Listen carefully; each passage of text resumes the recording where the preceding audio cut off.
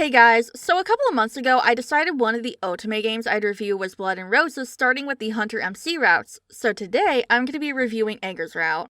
Blood and Roses is an otome game with two MCs, and depending on whose route you pick, the MC changes and has a different backstory. For this route, the MC is a hunter from a small village. There's monsters coming from the forest to attack the village, which is very not great. Her sister Alyssa, sorry a player is named Alyssa, gets sick, so the MC takes a job to find the mysterious castle in the nearby Edora forest. Everyone thinks this is the source of monsters, so the MC figures if she can find it, she can figure out what's going on. The love interest for this route, Edgar, is a vampire. He's got white hair and frankly is giving me 2007 emo boy with no hairspray vibes. This isn't me knocking him. I was in middle school during 2007 and believe me, I hung out with those emos. That was my type.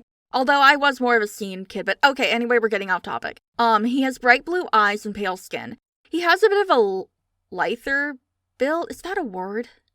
I mean, it is now. Edgar is more on the serious side, and also he's pretty arrogant. To be honest, him being arrogant didn't bother me at all, though. It just didn't come off as, super rude to me, which was nice. Alright, so before we get into the plot and the rest of the review, I'm gonna drop content warnings for this route. Just an all-around warning because there's murder and demon killings in this. It's not visually shown, but it happens in text, so heads up. Also in the same vein, there's Igor in Chapter 4, Part 2. So after the prologue, which is what I just said earlier when I talked about the game, the story picks up with the MC looking for the castle. In this route, some villagers were actually kidnapped, so finding them is a part of her mission, and she thinks they could be at the castle. She runs into Edgar, who agrees to take her to the castle as his werewolf fiancé. Hilarity ensues.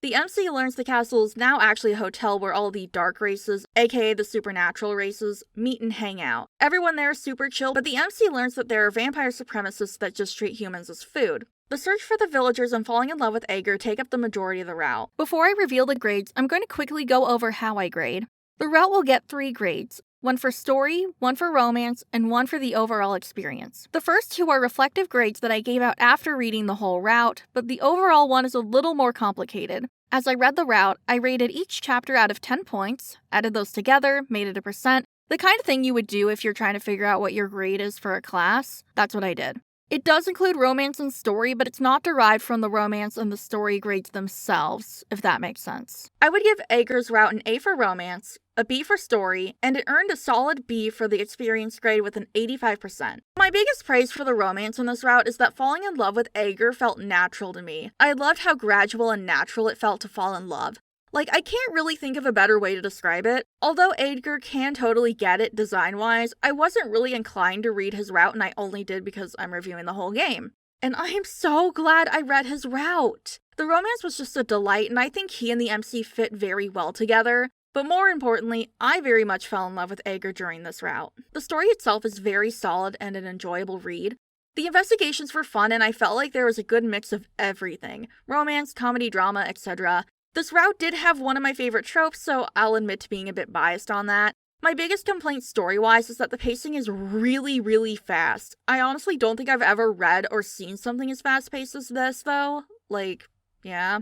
I don't think it's a complete detriment to the story. In some cases, I think the fast pacing is justified. But this was definitely something I noticed, and in some parts of the story, I don't think it was working in the story's favor.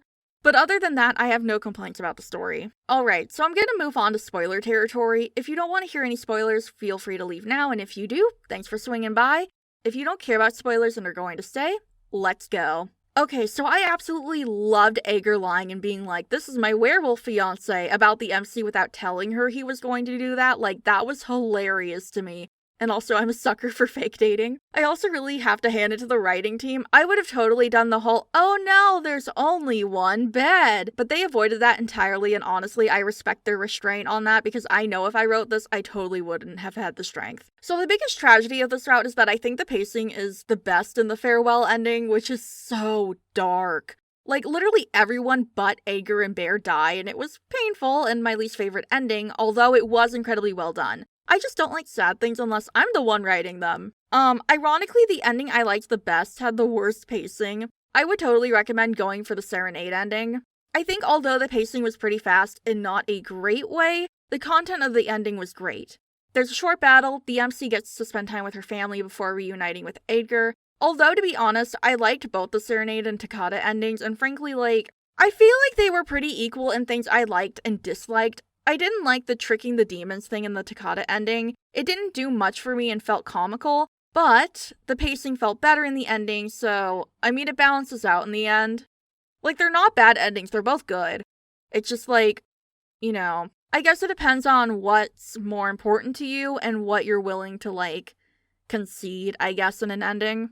But anyway, so that'll do it for this review. Honestly, I don't have much to say about Edgar's route. I thoroughly enjoyed it, and I'm now a very big fan of Edgar, so I absolutely recommend this route if you're playing Blood and Roses and haven't played him already. Next Blood and Roses review will be Lionel, although I'm not sure if that'll be my next video or not.